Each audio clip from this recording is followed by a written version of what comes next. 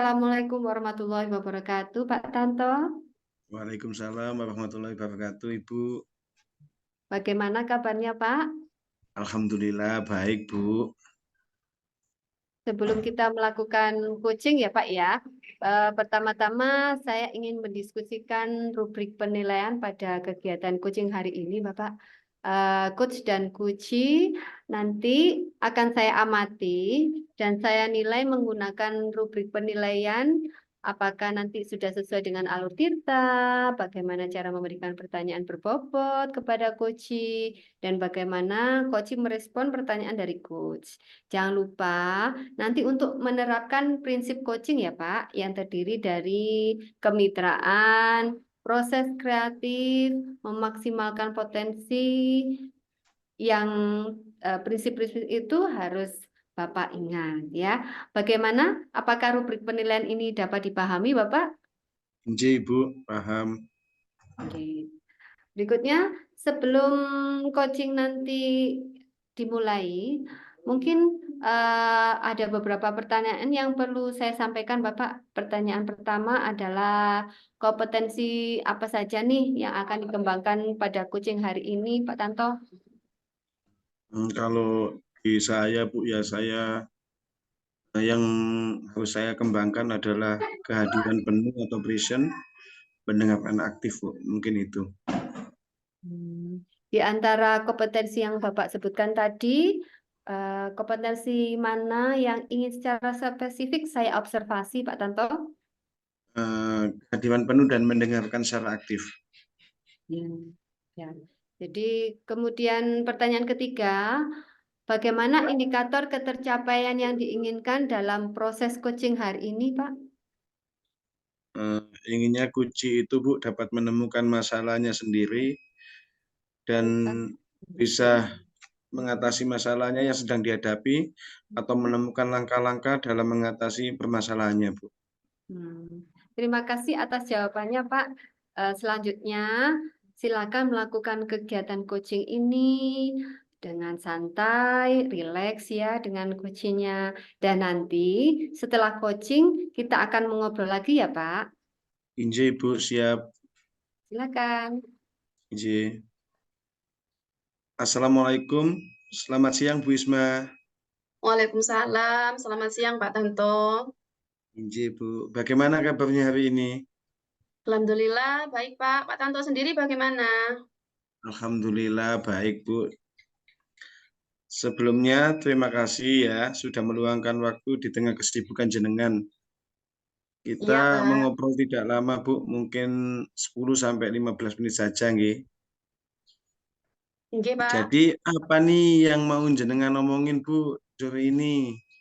Iya, Pak. Jadi saya mau curhat nih, Pak ya, tentang murid saya di kelas itu saya amati kok kayak kurang bersemangat dan terlihat bosan gitu ya, Pak, saat pembelajaran.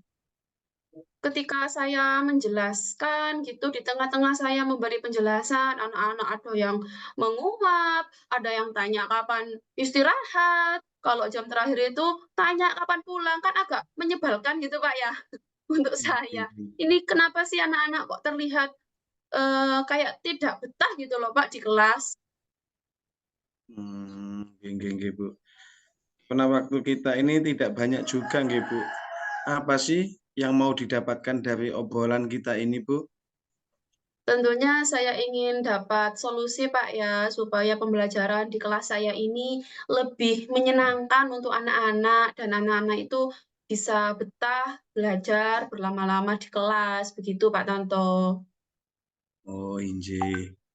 Kondisi ideal yang jenengan harapkan dalam pembelajaran yang menyenangkan itu seperti apa sih, Bu?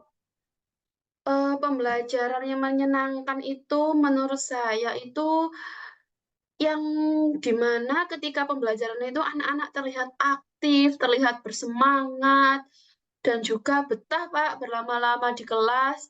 Ya, seakan-akan mereka itu tidak mau istirahat, tidak mau segera pulang. Itu menurut saya telah berhasil melaksanakan pembelajaran yang menyenangkan, Pak. Dan juga pembelajaran yang menyenangkan itu juga harus bermakna juga, Pak. Bisa memberikan kesan kepada anak-anak dan bisa menanamkan ilmu dengan lebih baik.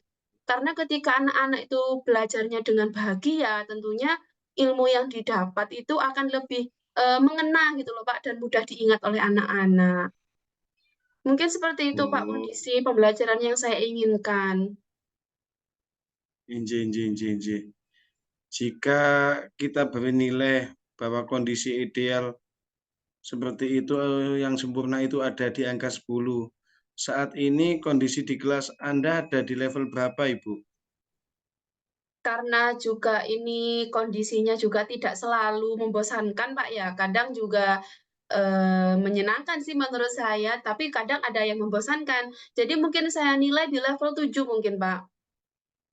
Oh, inji. Lalu kira-kira inginnya meningkat ke level berapa, Ibu? Mungkin ke level 9 Bapak ya. Inginnya itu 9 itu nantinya saya berharap sebisa mungkin setiap hari saya bisa menerapkan pembelajaran yang menyenangkan. Oh, begitu. Nggih. Dan apa mungkin yang bisa jenengan lakukan agar Ibu bisa mencapai level 9 itu, Ibu? Kalau selama ini Pak ya, saya sebenarnya itu juga pernah Pak ya, seperti menyisipkan permainan ketika pembelajaran dan itu lumayan efektif nih Pak untuk membuat anak-anak senang belajar. Cuma terkadang saya itu kehabisan ide Bapak ketika pembelajaran itu ingin permainan apa lagi ya, saya itu kadang gitu Bapak, kehabisan ide sehingga kembali lagi ke pembelajaran yang monoton. Nah, mungkin yang harus saya lakukan, saya harus sering-sering nih Pak, sesering mungkin menghadirkan permainan ketika melaksanakan pembelajaran di kelas. Oh, nggih, begitu. Ibu Isma, ini tidak terasa waktu sudah sampai di akhir sesi. Apa yang sudah Anda dapatkan dari obrolan kita ini, Bu? Saya mendapat ide mungkin ke depannya saya akan sering-sering ini Pak, melihat contoh-contoh permainan yang bisa diaplikasikan ke dalam pembelajaran, supaya saya semakin bertambah ide nih Pak, tentang apa saja nih permainan yang cocok untuk diterapkan pada pembelajaran, misalkan matematika, bahasa Indonesia, lalu mungkin pembelajaran Pancasila. Jadi permainannya itu bisa berganti-ganti gitu Pak ya. Saya harus banyak-banyak cari ide nih Pak. Nggih. Apakah ada pihak yang bisa membantu Ibu mungkin untuk mewujudkan rencana tersebut? Kalau selama ini biasanya saya cari idenya itu lewat medsos Pak. Kan sekarang banyak Pak ya influencer pendidikan yang menghadirkan banyak konten-konten kreatif tentang pembelajaran Pak ya.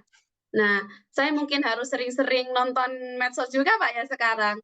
Kemudian saya juga mungkin akan sharing dengan rekan sesama guru di kelas tentang bagaimana cara mereka menerapkan pembelajaran menyenangkan. Barangkali mereka juga pernah menerapkan permainan, mungkin bisa saya amati, tiru, dan modifikasi, Pak. Oh, nggih. Nggih, begitu. Ini Bu ya kita ini nanti di minggu depan kita bertemu kembali. Saya ingin mendengar cerita Ibu setelah melaksanakan aksi tadi, Bu, nggih. Siap, Pak. Nggih. Terima kasih, Ibu.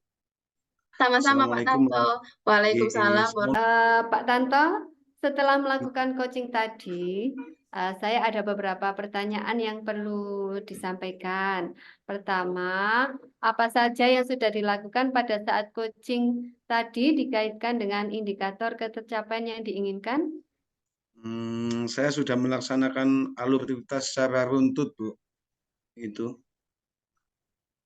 Kemudian, menurut hasil observasi saya barusan ini ya Pak ya, proses coaching yang sudah menerapkan alur Tirta dengan lengkap, kemudian Pak Tanto juga sudah berusaha menggali dan memberi pertanyaan, sehingga coaching bisa menemukan solusi. Coaching juga mampu menerangkan bagaimana nanti rencana-rencananya. Nah, kompetensi apa lagi yang ingin dikembangkan berdasarkan hasil melaksanakan coaching tadi, Pak? memahami lagi alur Tirta sehingga dapat melakukan coaching dengan lebih baik lagi, Bu. Mungkin itu. Iya. Ya Pak ya, kita memang harus terus-menerus belajar dan memahami lagi alur Tirta sehingga kedepannya bisa melakukan coaching yang lebih baik lagi dan lebih baik lagi. Begitu ya Pak ya. Semoga kedepannya juga kita mampu membantu coaching kita untuk menemukan solusi lagi. Demikian observasi hari ini kita, Bapak. Saya tutup. Wassalamualaikum. Terima kasih. Waalaikumsalam warahmatullahi wabarakatuh, Bu.